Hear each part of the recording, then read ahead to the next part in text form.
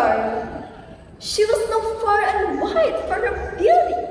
She was known for her long black hair that shone in the sun, bright skin, and the graceful way she walked. People in the village would whisper and admire her. Every time she passed, they say, she was too beautiful to be from here. She must be the daughter of a rich noble. But the truth was, Darby came from a very simple home. She lived with her mother, a poor woman who had grown old from working hard all her life to support her daughter. Her mother wore faded clothes, walked barefoot, and had a backpack from years of carrying heavy loads to the market every day. But her love for Darby was nothing. She was proud of her, even if that pride was never returned. One morning, the sky was clear and Darby was ready to go with her cleanest goodbye. Her mother was already waiting outside with a basket full of vegetables on her back. She carried Darby's favorite scarf, a silky one that Darby always refused to fold herself. She smiled and said, "Come, my darling, let's walk together to the market." Darby said, "Oh, I told you, don't walk beside me, just stay behind." Every time they went to the market, Darby made sure to walk before her, so no one would know they were related. So they walked, Darby walking tall and proud, while her mother followed slowly behind. And as they entered the village area, people began to notice them. At the fruit stall, an old woman waved.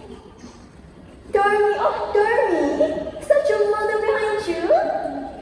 Darby turned quickly and laughed awkwardly. No, she's only someone who helps around the village. Her mother, who heard it, smiled slightly. She said nothing and continued walking behind.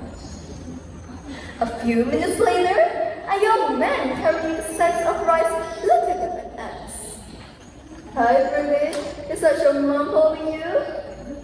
Darby rolled her eyes. "No, she's not. Why does everyone keep asking that?"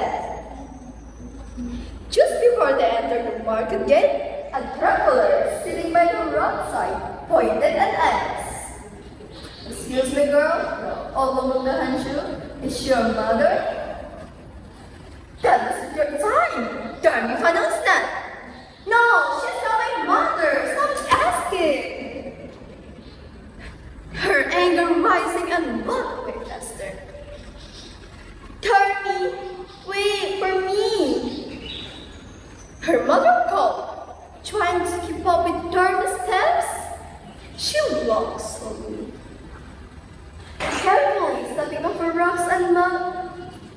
But Darby didn't stop. She got angry and turned around with a shocked face and yelled, "Don't call me! You embarrass me! Look at you, dirty, poor, and ugly! Stop following me!" Darby! People nearby turned and stared.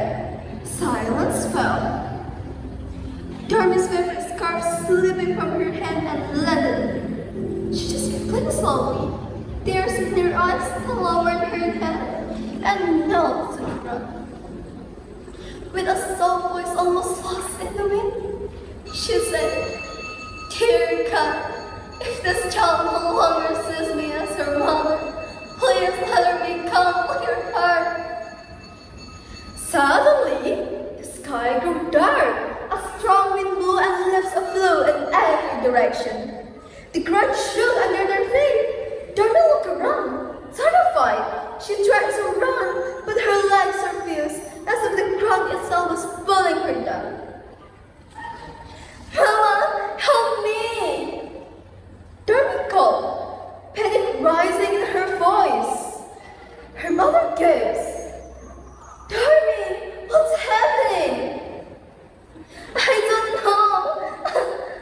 Darby cried, her eyes widening in terror as her feet turned to stone. Mama, I'm scared. Please forgive me. I didn't mean it. I love you, Mama. Her mother rushed to her, dropping everything. Come to me. I forgive you. Just come to me, child. But it was too late. Tony's hand turned to turn stiffly. She screamed as the stream down her face.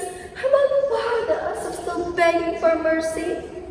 There, in the middle of the path, stood a large gray stone in the shape of a girl reaching on, as if calling for her mother. Years passed, but the story remained. This story reminds us never be ashamed of the people who love us, because sometimes the deepest pain is not from being hated, but from being forgotten by the one you love most. Thank you for listening, and I hope you enjoy it.